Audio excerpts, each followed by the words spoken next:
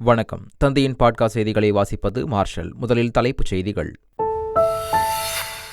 நான் சாதாரண மனிதன்தான், கடவுள் அல்ல. தவறுகள் நடப்பது இயல்பான ஒன்று என்றும் பிரதமர் மோடி பேச்சு.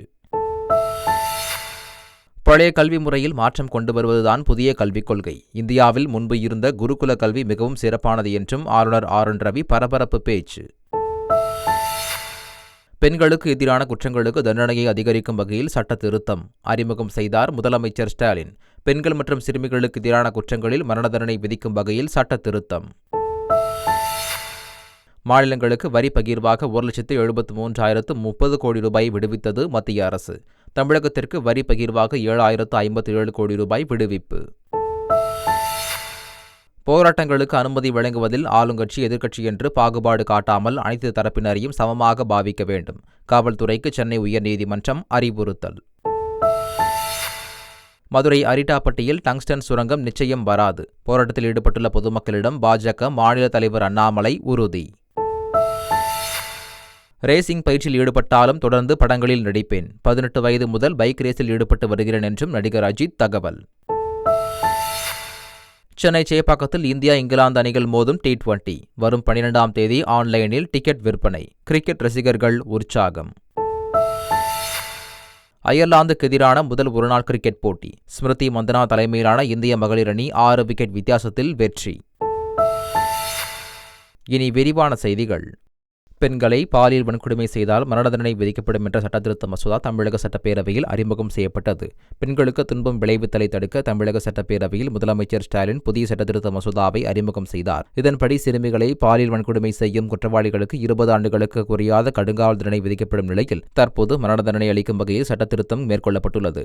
இது தவிர தொடர்ந்து பாலியல் குற்றங்களில் ஈடுபடுபவர்களுக்கு மரண தண்டனையும், பாதிக்கப்பட்டவர்களின் அடையாளங்களை வெளிப்படுத்தினால் 3 முதல் 5 ஆண்டுகள் சிறை தண்டனையும், ஆசிட் வீச்சில் ஈடுபட்டால் 10 ஆண்டுகள் முதல் ஆயுள் தண்டனை வரை விதிக்கப்படலாம் என்றும் சட்டத்திருத்தம் செய்யப்பட்டுள்ளது. மேலும் டிஜிட்டல் முறையில் பெண்களுக்கு பாலியல் தொல்லை கொடுத்தால் 10 ஆண்டுகள் வரை சிறை தண்டனை விதிக்கப்படும் என சட்டத்திருத்தம் மேற்கொள்ளப்பட்டுள்ளது. டங்ஸ்டன் சுரங்கத்திற்கு எதிரான போராட்டத்தில் ஈடுபட்டவர்கள் மீதான வழக்குகளை ரத்து செய்வது தொடர்பாக பரிசீலனை செய்யப்படும் என்று முதலமைச்சர் ஸ்டாலின் தெரிவித்தார். அரிட்டாப்பட்டியில் டங்ஸ்டன் சுரங்கம் அமைக்கும் திட்டத்தை கைவிடக் கோரி போராட்டத்தில் ஈடுபட்டவர்கள் மீது வழக்கு பதிவு செய்யப்பட்டது. இந்த வழக்குகளை ரத்து செய்ய வேண்டும் என்று எதிர்க்கட்சித் தலைவர் எடப்பாடி பழனிசாமி சட்டப்பேரவையில் கோரிக்கை வைத்தார். இதற்கு பதிலளித்த முதலமைச்சர் ஸ்டாலின் வழக்குகளை ரத்து செய்வது தொடர்பாக பரிசீலனை செய்யப்படும் என்று தெரிவித்தார். பழைய கல்வி முறையில் மாற்றம் கொண்டு வருவதுதான் புதிய கல்விக் கொள்கை என கூறியுள்ள ஆளுநர் ஆர்.என். ரவி, இந்தியாவில் முன்பு இருந்த குருகுல கல்வி மிகவும் சிறப்பானது என தெரிவித்துள்ளார். வேலூர் VIT பல்கலைக்கழகத்தில் தென்மண்டல அளவிலான பல்கலைக்கழக மாநாடு நடைபெற்றது. இதில் பங்கேற்று பேசிய ஆளுநர் ஆர்.என். ரவி, இந்தியாவில் உள்ள பழைய கல்வி முறையில் மாற்றம் கொண்டு வருவதுதான் புதிய கல்விக் கொள்கை என தெரிவித்துள்ளார். குருகுல கல்வியில் ஆசிரியர்கள், மாணவர்கள் ஒருவருக்கொருவர் கலந்துரையாடியதால் புரிதல் இருந்தது என கூறியுள்ள அவர், இதன் மூலம் பல்வேறு ஆய்வுகளை மேற்கொண்டு மாணவர்கள் அறிவை வளர்த்துக் கொண்டதாக குறிப்பிட்டுள்ளார். இந்தியாவிலேயே ஸ்டார்ட் அப் தொழில் நிறுவனங்கள் அதிகமாக உருவாகும் மாநிலமாக தமிழ்நாடு விளங்கி வருவதாக துணை முதலமைச்சர் உதயநிதி ஸ்டாலின் பெருமிதம் தெரிவித்துள்ளார். சென்னை வர்த்தக மையத்தில் முதலமைச்சர் ஸ்டாலின் தொடங்கி வைத்த உமாஜின் TN 2025 என்ற தகவல் தொழில்நுட்ப 2 நாள் உச்சி மாநாட்டின் நிறைவு விழா நடைபெற்றது. இதில் மத்திய தகவல் தொடர்பு துறை செயலாளர் நீரஜ் மிட்டல், அமைச்சர் பழனிவேல் தியாகராஜன், தகவல் தொழில்நுட்ப வல்லுநர்கள் உள்ளிட்ட ஏராளமானோர் கலந்து கொண்டனர். மாநாட்டில் காணொலி காட்சி மூலம் பேசிய துணை முதலமைச்சர் உதயநிதி ஸ்டாலின், தமிழ்நாட்டில் தொழில்துறை வளர்ச்சி மேம்பாட்டிற்காக அரசு பல்வேறு நடவடிக்கைகளை எடுத்து வருவதாக கூறினார். பொங்கல் பண்டிகைக்காக தென் மாவட்ட மக்கள் சொந்த ஊருக்கு செல்ல தொடங்கியதால் சென்னை திருச்சி தேசிய நெடுஞ்சாலையில் பல்வேறு இடங்களில் கடும் போக்குவரத்து நெரிசல் ஏற்பட்டது. குறிப்பாக வண்டலூர், கிளாம்பாக்கம், ஊரப்பாக்கம் ஆகிய பகுதிகளில் வாகனங்கள் செல்ல முடியாமல் ஸ்தம்பித்தது. நேற்று மாலை முதல் மக்கள் வாகனங்களில் பயணிக்க தொடங்கியிருப்பதால் கடும் போக்குவரத்து நெரிசல் ஏற்பட்டு நீண்ட வரிசையில் செல்லக்கூடிய சூழல் ஏற்பட்டது. போகி பண்டிகையின் போது பொதுமக்கள் பிளாஸ்டிக் கழிவுகளை எரிக்க வேண்டாம் என சென்னை மாநகராட்சி மேயர் பிரியா கேட்டுக் கொண்டுள்ளார். சென்னை புழுதிவாக்கத்தில் நடைபெற்ற சமத்துவ பொங்கல் விழாவில் பங்கேற்ற பின் செய்தியாளர்களை சந்தித்த அவர், பொதுமக்கள் மாசற்ற போகியை கொண்டாட வேண்டும் என கூறினார். டங்ஸ்டன் கனிம சுரங்க திட்டத்தை ரத்து செய்வதாக மத்திய அரசு சட்டப்பூர்வ அறிவிப்பு வெளியிட வேண்டும் என பொதுமக்கள் வலியுறுத்தியுள்ளனர். மேலூர் அருகே வல்லாலப்பட்டியில் போராட்டத்தில் ஈடுபட்டு வரும் மக்களை பாஜக மாநில தலைவர் அண்ணாமலை சந்தித்து பேசினார். அப்போது போராட்டத்திற்கு மதிப்பளித்து திட்டத்தை மத்திய அரசு விரைவில் ரத்து செய்யும் என அண்ணாமலை பேசினார். அதற்கு ஆட்சேபம் தெரிவித்த பொதுமக்கள், மத்திய அரசு சட்டப்பூர்வமாக சுரங்கத்துறை அமைச்சர் மூலம் திட்டத்தை ரத்து செய்துவிட்டோம் என அறிவிக்க வேண்டும் எனவும் வேண்டுகோள் விடுத்தனர். அண்ணாமலையின் அறிவிப்பை ஏற்பதாக தெரிவித்த பொதுமக்கள் 19ஆம் தேதிக்கு பிறகு அடுத்த கட்ட நடவடிக்கை எடுக்கப்படும் என்றார். பின்னர் செய்தியாளர்களை சந்தித்த அண்ணாமலை, டங்ஸ்டன் கனிம சுரங்க திட்டம் வராது என்ற தகவலை மத்திய அமைச்சர் கிஷன் ரெட்டி அறிவிப்பார் என்று கூறினார். ஈரோடு கிழக்கு தொகுதியில் திமுக போட்டியிடும் என்று தமிழக காங்கிரஸ் தலைவர் செல்வ பெருந்தகை அறிவித்துள்ளார். இதுகுறித்து அவர் வெளியிட்டுள்ள அறிக்கையில், தமிழக முதல்வர் கேட்டுக் கொண்டதற்கு இணங்க காங்கிரஸ் தலைமை தீவிர ஆலோசனைக்கு பிறகு இந்தியா கூட்டணியின் சார்பாக ஈரோடு கிழக்கு தொகுதி இடைத்தேர்தலில் திமுக வேட்பாளர் போட்டியிடுவார் என உறுதி செய்யப்பட்டதாகவும் தெரிவித்துள்ளார். பரந்தூர் விமான நிலையம் அமைக்க எதிர்ப்பு தெரிவிக்கும் போராட்டத்தின் 900வது நிறைவு நாளை ஒட்டி கருணாநிதி நினைவிடத்தில் மனு வைத்து போராட்டம் நடத்த 2 வேன்களில் புறப்பட்ட போராட்டக் குழுவினரை போலீசார் கைது செய்தனர். விமான நிலையம் அமைக்க ஏகனாபுரம் உட்பட 20 கிராமத்தினர் கடும் எதிர்ப்பு தெரிவித்து வருகின்றனர். இந்நிலையில் போராட்டம் குறித்து வாட்ஸ்அப்பில் பரவிய தகவலின் அடிப்படையில் சென்னையில் அனுமதியின்றி பேரணியாக சென்று போராட முயன்ற போராட்டக்காரர்களை சுங்குவார் சித்திரத்தில் வைத்து கைது செய்த போலீசார் அவர்களை தனியார் மண்டபத்தில் அடைத்தனர். விடுதலை சிறுத்தைகள் கட்சிக்கு அங்கீகரிக்கப்பட்ட மாநில கட்சியாக தேர்தல் ஆணையம் அங்கீகாரம் வழங்கியுள்ளது. கடந்த மக்களவைத் தேர்தலில் விடுதலை சிறுத்தைகள் கட்சியின் செயல்பாடுகளை ஆய்வு செய்ததில் மாநில கட்சியாக அங்கீகாரம் வழங்குவதற்கான நிபந்தனைகளை பூர்த்தி செய்துள்ளதாக தேர்தல் ஆணையம் தரப்பில் தெரிவிக்கப்பட்டுள்ளது. அதேபோல தமிழ்நாட்டில் விடுதலை சிறுத்தைகள் கட்சிக்கு பாணி சின்னத்தையும் ஒதுக்கியும் தேர்தல் ஆணையம் உத்தரவிட்டுள்ளது. அதேபோல் நாம் தமிழர் கட்சியை மாநில கட்சியாக இந்திய தேர்தல் ஆணையம் அறிவித்துள்ளது. தமிழக வெற்றிக் கழகத்தின் நிர்வாகிகளுக்கு 4 ஆண்டுகளுக்கு மட்டுமே பதவி என கட்சி நிர்வாகிகள் தேர்வுக்கான நெறிமுறைகளில் தெரிவிக்கப்பட்டுள்ளது. தமிழக வெற்றிக் கழகத்தில் மாவட்ட அளவில் நிர்வாகிகளை தேர்வு செய்வதற்கான விண்ணப்ப படிவம் வழங்கப்பட்டது. அக்கட்சியின் செயலாளர், இணைச் செயலாளர், பொருளாளர், துணைச் செயலாளர் மற்றும் செயற்குழு உறுப்பினர் ஆகிய பதவிகள் தேர்தல் மூலமாக நிரப்பப்பட உள்ளதாகவும் கூறப்படுகிறது. மேலும் இழுபறி உள்ள மாவட்டங்களில் பதவிகள் தேர்தல் மூலமாகவும் மற்ற மாவட்டங்களில் ஒருமனதாகவும் நிர்வாகிகள் நியமிக்கப்பட உள்ளனர். இதையடுத்து தமிழக வெற்றிக் கழக நிர்வாகிகளின் தேர்வுக்கான நெறிமுறைகள் வெளியிடப்பட்டுள்ளது. அதன்படி தமிழக வெற்றிக் கழகத்தின் நிர்வாகிகளுக்கு 4 ஆண்டுகளுக்கு மட்டுமே பதவி என அறிவிக்கப்பட்டுள்ளது. மேலும் கட்சி விதிப்படி தேர்தல் குழுவின் முடிவை இறுதியானது என்றும் குறிப்பிடப்பட்டுள்ளது. ஆளுங்கட்சி எதிர்க்கட்சி என்று பாகுபாடு காட்டாமல் அனைத்து தரப்பினரையும் காவல்துறையினர் சமமாக பாவிக்க வேண்டும் என சென்னை உயர்நீதிமன்றம் அறிவுறுத்தியுள்ளது. இது தொடர்பான வழக்கை விசாரித்த நீதிமன்றம் போலீசார் பாகுபாடு பார்க்காமல் ஒரே மாதிரியான நடவடிக்கையை மேற்கொள்ள வேண்டும் என்று அறிவுறுத்தியது. ஒரு தரப்புக்கு அனுமதி அளிப்பதும் மற்றவர்களின் கோரிக்கையை பரிசீலிக்காமல் இருப்பதும் கூடாது என கூறிய நீதிபதி போராட்டங்களுக்கு அனுமதி கோரிய விண்ணப்பங்கள் மீது குறித்த காலத்தில் முடிவெடுக்க வேண்டும் என தெரிவித்தார். சென்னை மாமன்ற கூட்டத்தில் அதிமுக கவுன்சிலர்கள் தாக்கியதாக தொடரப்பட்ட வழக்கில் இருந்து அமைச்சர் மா. சுப்பிரமணியன் உட்பட 7 பேர் விடுவிக்கப்பட்டுள்ளனர். அனைத்து விசாரணையும் நிறைவடைந்த நிலையில் 22 ஆண்டு கால வழக்கில் தீர்ப்பளித்த நீதிபதி ஜெயவேல் வழக்கில் அரசு தரப்பு சாட்சிகள் பலர் பல்டி சாட்சியம் அளித்ததாலும் குற்றச்சாட்டுகளை காவல்துறைக்கு நிரூபிக்க தவறிவிட்டதாகவும் கூறி அமைச்சர் மா. சுப்பிரமணியன் உட்பட 7 பேரையும் விடுதலை செய்து தீர்ப்பளித்தார். தந்தை பெரியாருக்கு எதிரான அவதூறு, சாதி ஒழிப்பு கருத்தியல் மீதான வெறுப்பு அரசியலின் பாசிச தாக்குதல் என விடுதலை சிறுத்தைகள் கட்சித் தலைவர் திருமாவளவன் கண்டனம் தெரிவித்துள்ளார். இதுகுறித்து அவர் வெளியிட்டுள்ள அறிக்கையில், சாதி ஒழிப்பு என்னும் இலக்கை தந்தை பெரியாரையும் புரட்சியாளர் அம்பேத்கரையும் ஒருங்கிணைக்கும் கருத்தியல் புள்ளியாகும் எனவும் அத்தகைய சாதி ஒழிப்பையும் சமூக நீதியையும் பகுத்தறிவு சிந்தனையையும் முன்னிறுத்தி தனது இறுதி மூச்சு வரையில் தீவிரமாக களமாடிய தந்தை பெரியாரை அவர்களால் ஏற்றுக்கொள்ள முடியவில்லை என்று தெரிவித்துள்ளார். சமத்துவம், சமூக நீதி ஆகியவற்றின் அடிப்படையிலான அம்பேத்கர், தந்தை பெரியார் ஆகியோரின் முற்போக்கான அரசியலை நிலைப்படுத்துவோம் என்று திருமாவளவன் தெரிவித்துள்ளார். பணம் அதிகம் இருப்பவர்களுக்கு அதிக வரி போட்டாலும் ஏழை எளிய மக்கள் பாதிக்காதவாறு வரி நிர்ணயம் செய்யுமாறு வருமான வரித்துறை அதிகாரிகளிடம் நடிகர் வடிவேலு கலகலப்புடன் கோரிக்கை விடுத்தார். தனது வாழ்வின் உண்மையான தோற்றம் என்பது மாமன்னன் படத்தின் வடிவேலுதான் என்று கேள்வி ஒன்றுக்கு நடிகர் வடிவேலு உருக்கத்துடன் பதிலளித்தார். 2024ஆம் ஆண்டு சென்னை பெருநகரில் ரவுடிகள் தொடர்பான குற்ற நிகழ்வுகள் குறைந்துள்ளன என்று காவல்துறை தெரிவித்துள்ளது. இதுகுறித்து காவல்துறை வெளியிட்ட புள்ளி விவரத்தில், சென்னை பெருநகர காவல் எல்லைக்குட்பட்ட பகுதிகளில் சரித்திர பதிவேடு குற்றவாளிகளுக்கு சட்டப்படி தண்டனை பெற்றுக் கொடுத்ததன் காரணமாக 2024ஆம் ஆண்டு பிற்பகுதி அரையாண்டில் ரவுடி கொலைகள் எதுவும் நடைபெறவில்லை என்று தெரிவிக்கப்பட்டுள்ளது. தொடர் குற்றம் மற்றும் கொடூரமான குற்றச்செயல்களில் ஈடுபட்டு வந்த குற்றவாளிகள் மீது குண்டர் தடுப்பு சட்டத்தின் கீழ் நடவடிக்கை மேற்கொண்டதன் காரணமாக குற்றம் நடைபெறாமல் தடுக்கப்பட்டுள்ளது என்றும் தெரிவிக்கப்பட்டுள்ளது. 2022ஆம் ஆண்டு 469 குற்றவாளிகளும் 2023ஆம் ஆண்டு 717 குற்றவாளிகளும் குண்டர் தடுப்பு சட்டத்தின் கீழ் அடைக்கப்பட்டனர் என்றும் தெரிவிக்கப்பட்டுள்ளது.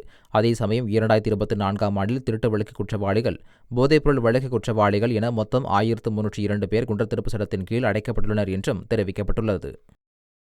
புதுச்சேரியில் நியாய விலைக் கடைகள் மூலம் மீண்டும் இலவச அரிசி வழங்கும் திட்டத்தை அம்மாநில துணைநிலை ஆளுநர் கைலாஷ்நாதன் மற்றும் முதலமைச்சர் ரங்கசாமி ஆகியோர் வில்லியனூர் பகுதியில் நடைபெற்ற அரசு நிகழ்ச்சியில் தொடங்கி வைத்தனர். புதுச்சேரியில் குடும்ப அட்டைதாரர்களுக்கு இலவச அரிசிக்கு பதில் வங்கிக் கணக்கில் பணம் செலுத்தப்பட்டு வந்த நிலையில் மீண்டும் நியாய விலைக் கடைகள் மூலம் சிவப்பு அட்டைதாரர்களுக்கு 20 கிலோ அரிசியும், மஞ்சள் அட்டைதாரர்களுக்கு 10 கிலோ அரிசியும் இனி வழங்கப்படும். பிரதமர் மோடி சமீபத்தில் அளித்த பேட்டி ஒன்றில் தாம் சாதாரண மனிதன் என்றும் கடவுள் அல்ல என்றும் தெரிவித்திருந்த நிலையில் இதனை எதிர்க்கட்சியான காங்கிரஸ் கடுமையாக விமர்சித்துள்ளது. கடந்த 8 மாதங்களுக்கு முன்பாக மக்களவைத் தேர்தலின் போது நான் உயிரியல் ரீதியாக பிறக்கவில்லை என நினைக்கிறேன், பரமாத்மா தான் என்னை பூமிக்கு அனுப்பி வைத்துள்ளார் என பிரதமர் மோடி பேசியது பெரும் சர்ச்சையான நிலையில் தற்போது பிரதமர் மோடி மாறி மாறி பேசுவதாக காங்கிரஸ் எம்பி ஜெயராம் ரமேஷ் விமர்சித்துள்ளார். பல்வேறு மாநிலங்களுக்கு வரி பகிர்வாக 1,73,030 கோடி ரூபாயை மத்திய அரசு விடுவித்துள்ளது. அதன்படி இன்று மாநிலங்களுக்கு வரி பகிர்வாக 1,73,030 கோடி ரூபாயை வழங்கியுள்ளது. இதில் தமிழகத்திற்கு வரி பகிர்வாக 7,057 கோடியே 89 லட்சம் விடுவிக்கப்பட்டுள்ளது. அதிகபட்சமாக உத்தரப்பிரதேசத்திற்கு 31,039 கோடியே 84 லட்சம் ரூபாயும், பீகாருக்கு 17,403 கோடியே 36 லட்சம் ரூபாயும் ஒதுக்கப்பட்டுள்ளது. திருப்பதி தேவஸ்தானம் விஐபிகளுக்கு முக்கியத்துவம் கொடுப்பதை விட்டுவிட்டு பொதுமக்களின் தரிசனத்திற்கு முக்கியத்துவம் கொடுக்க வேண்டும் என்று ஆந்திர துணை முதலமைச்சர் பவன் கல்யாண் வலியுறுத்தியுள்ளார்.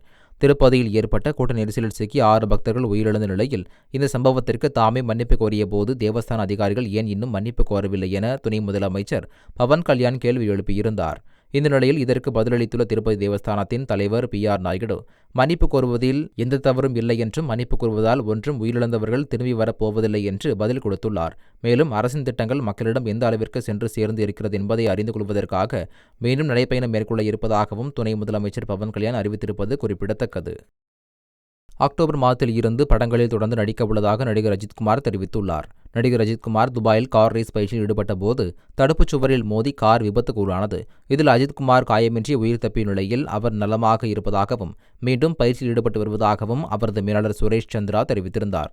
அடுத்து நடைபெறும் முக்கிய பந்தயத்திற்காக நடிகர் அஜித்குமார் தனது குழுவினருடன் தீவிர பயிற்சியில் ஈடுபட்டுள்ளார். இந்நிலையில் அங்கு ஊடகத்திற்கு பேட்டியளித்துள்ள அஜித்குமார், ரேஸ் முடிந்த பிறகும் சினிமாவில் தொடர்ந்து நடிக்க உள்ளதாக அறிவித்துள்ளார். பந்தய சீசன் முடியும் வரை எந்த புதிய படங்களையும் ஒப்பந்தம் செய்யப்போவதில்லை என்று குறிப்பிட்டுள்ள நடிகர் அஜித்குமார், அக்டோபர் மாதத்தில் இருந்து படங்களில் நடிக்க திட்டமிட்டுள்ளதாக தெரிவித்துள்ளார். டெல்லியில் நடந்த தேசிய அளவிலான குதிரை ஏற்ற ஷோ ஜம்பிங் போட்டியில் காவேரிப்பட்டினத்தைச் சேர்ந்த 12ஆம் வகுப்பு மாணவன் சாதனை படைத்துள்ளார். கிருஷ்ணகிரி மாவட்டம் காவேரிப்பட்டினத்தைச் சேர்ந்த வெங்கடேஷ் என்பவரின் மகன் நக்ஷத் 12ஆம் வகுப்பு படிக்கும் இவர் குதிரை ஏற்ற பயிற்சி பெற்று வருகிறார். பெங்களூருவில் நடந்த ஜூனியர் போட்டி, கத்தாரில் நடந்த உலக அளவிலான குதிரை ஏற்ற போட்டிகளில் பங்கேற்றுள்ளார். இந்நிலையில் கடந்த மாதம் 26 முதல் 29ஆம் தேதி வரை டெல்லியில் நடந்த இந்திய தேசிய அளவிலான குதிரை ஏற்ற ஷோ ஜம்பிங் போட்டியில் பங்கேற்றார். ஜூனியர் பிரிவில் 4வது இடம் பிடித்து தமிழகத்திற்கு பெருமை சேர்த்துள்ளார். அயர்லாந்துக்கு எதிரான முதல் ஒருநாள் கிரிக்கெட் போட்டியில் ஸ்மிருதி மந்தனா தலைமையிலான இந்திய மகளிர் அணி 6 விக்கெட் வித்தியாசத்தில் வெற்றி பெற்றது. ராஜ்கோட்டில் நடைபெற்ற போட்டியில் முதலில் பேட் செய்த அயர்லாந்து மகளிர் அணி 50 ஓவர்களில் 238 ரன் எடுத்தது. அயர்லாந்து வீராங்கனை கேபி லூயிஸ் அதிகபட்சமாக 92 ரன்கள் எடுத்தார். தொடர்ந்து பேட் செய்த இந்திய மகளிர் அணி 4 விக்கெட்டுகளை மட்டுமே இழந்து 241 ரன்கள் எடுத்து வெற்றி பெற்றது. இந்திய அணியில் பிரத்திகா ராவல் 89 ரன்களும், தேஜல் ஹசாப்னீஸ் 53 ரன்களும் எடுத்தனர். இதன் மூலம் 3 போட்டிகள் கொண்ட ஒருநாள் தொடரில் 1-0 என்ற கணக்கில் இந்திய மகளிர் அணி முன்னிலை பெற்றது.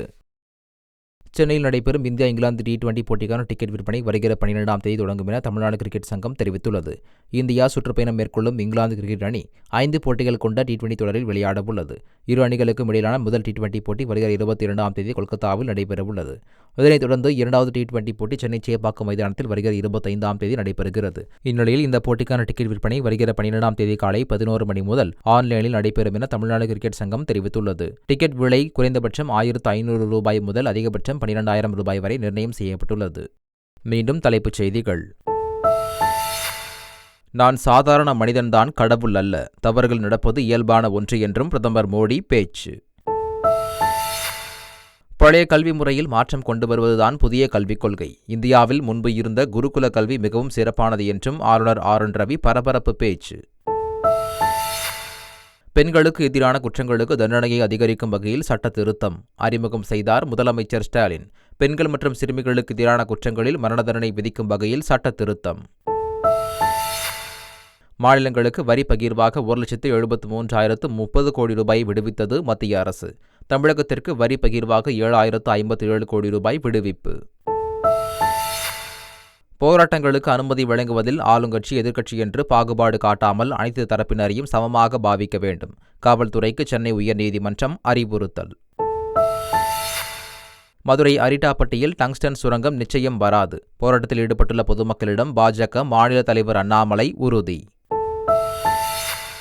ரேசிங் பயிற்சியில் ஈடுபட்டாலும் தொடர்ந்து படங்களில் நடிப்பேன். 18 வயது முதல் பைக் ரேஸில் ஈடுபட்டு வருகிறேன் என்றும் நடிகர் அஜித் தகவல்.